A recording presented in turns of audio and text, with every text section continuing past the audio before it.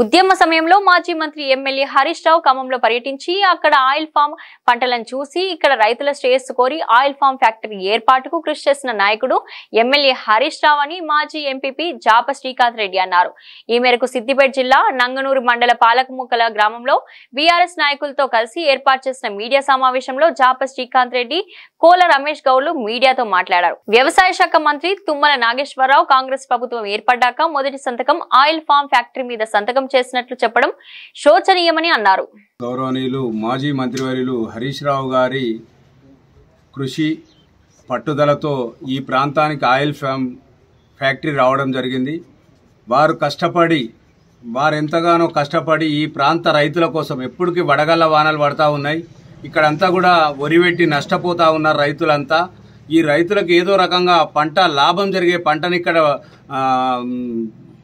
చూపెట్టాలనే ఆలోచనతోటి ఈ ఖమ్మం దగ్గర ఏదైతే ఈ ఆయిల్ ఫామ్ తోటలు ఏవైతే ఉన్నాయో అవిటిని ఈ సిద్దిపేట నియోజకవర్గంలో ఈ ప్రాంతం అంతా కూడా ఈ సిద్దిపేట మెదక్ జిల్లా అంతా కూడా సిద్దిపేట జిల్లాలో ఉండాలని చెప్పి తాను అప్పటికప్పుడు ప్రభుత్వంలోకి రాగానే ఇక్కడ ఒక ఫ్యాక్టరీని ఏర్పాటు చేసి ఇక్కడ రైతులందరినీ పిలిచి మరి ఖమ్మంకు అశ్వరావుపేటకు పంపించి అక్కడ ఉండే ఈ ఆయిల్ ఫామ్ తోటలను చూపెట్టి ఈ ఆయిల్ ఫామ్ తోటల వల్ల లాభం జరుగుతూ ఉంది, ఆయిల్ ఫామ్ తోటలకు నష్టం లేదు, ఎలాంటి రాళ్ళు పడ్డా ఇబ్బంది జరగదనే ఉద్దేశంతో దీనికి చీడపీడ తక్కువ ఉంటుంది కాబట్టి మన రైతులందరూ కూడా బాగుపడాలంటే ఈ తోటలు కంపల్సరీ పెట్టాలని చెప్పి తను ఎన్నో మీటింగులు పెట్టి వందలాది మీటింగులు ఏర్పాటు చేసి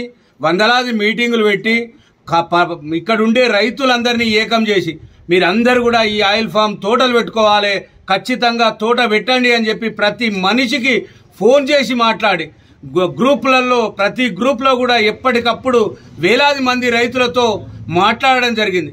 దానివల్లనే ఈరోజు ఒక 10,000 ఎకరాలు సిద్దిపేట నియోజకవర్గంలో లేదా సిద్దిపేట జిల్లాలో పెట్టినామంటే మొదటి సంవత్సరమే. అదంతా కూడా హరీష్ రావు సార్ కృషి పట్టుదల, తను కర్మకర్త క్రియ అంతా కూడా ఈ ఆయిల్ ఫామ్ ఫ్యాక్టరీకి తానే ముందుండి నడిపేయడం జరిగింది. దానికి కొంతమంది మరి నిన్న వచ్చినటువంటి మంత్రులు మాట్లాడుతూ మరి మేము రాగానే తొలి సంతకం పెట్టడం అనడం నిజంగా కూడా ఇది చాలా సిగ్గుచేటు.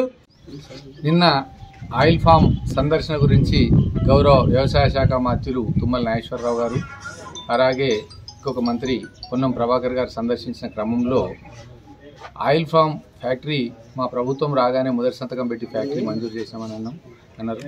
చాలా పొరపాటు. ఆ స్థాయిలో ఉండి అబద్ధం ఆడడం కూడా పొరపాటు. సరే, మీరు రైతులను ప్రోత్సహించండి, కానీ ఆయిల్ ఫామ్ ఇండస్ట్రీకి గౌరవ మాజీ మంత్రివర్యులు హరీష్ రావు గారు 2014 కన్నా ముందు ఉద్యమం క్రమంలోనే భూసేకరణ చేసి పెట్టినారు. నర్మేట గ్రామంలో అలాగే ముర్రాయి గ్రామంలో భూసేకరణ చేశారు. ఎందుకంటే రేపు ఈ ప్రాంతం వెనుకబడ్డ ప్రాంతం, రేపు భవిష్యత్తులో పరిశ్రమలు రావాలనే ఉద్దేశంతో తను భూసేకరణ చేసి పెట్టారు.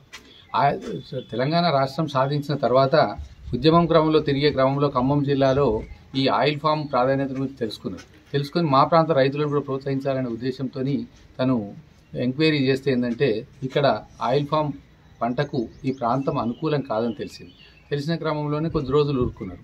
ఎప్పుడైతే గౌరవ మాజీ ముఖ్యమంత్రులు తెలంగాణ తొలి ముఖ్యమంత్రి వర్యులు చంద్రశేఖరరావు గారు కాళేశ్వరం ప్రాజెక్టులో భాగంగా సిద్దిపేట జిల్లాలో 5 రిజర్వాయర్లు నిర్మించడం వల్ల అన్నపూర్ణ సాగర్, రంగనాయక సాగర్, మల్లన్న సాగర్, కొండపోచమ్మ సాగర్ నిర్మించడం వల్ల ఈ తపాస్పల్లి ఈ అన్ని 5 రిజర్వాయర్లు ఈ జిల్లాలోనే ఉండడం వల్ల దాదాపు 50-60 కిలోమీటర్ల రేడియస్లోనే ఈ ప్రాజెక్టులు ఉండడం వల్ల గాలిలో తేమ శాతం పెరిగి ఇవాళ ఆయిల్ ఫామ్ కూడా మళ్ళీ అనుకూలంగా ఉంది అని చెప్పి తెలియగానే పరిశోధకులు చెప్పగానే అప్పుడు గౌరవ హరీష్ రావు గారు అందరు రైతులతోనే ఎన్నో సదస్సులు పెట్టి ఒకే సంవత్సరంలో తను ఒక్కొక్క రైతును మోటివేట్ చేసి 12,000 పైచిలకు ఎకరాలను నాటించడం జరిగింది.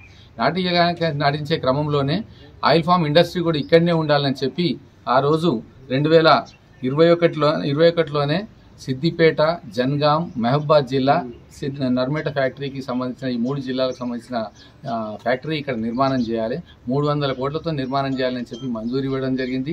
గతంలోనే మా హరీష్ రావు గారు వ్యవసాయ శాఖ మంత్రి నిరంజన్ రెడ్డి గారి ఆధ్వర్యంలో 22వ సంవత్సరంలోనే ఫౌండేషన్ వేసుకోవడం జరిగింది.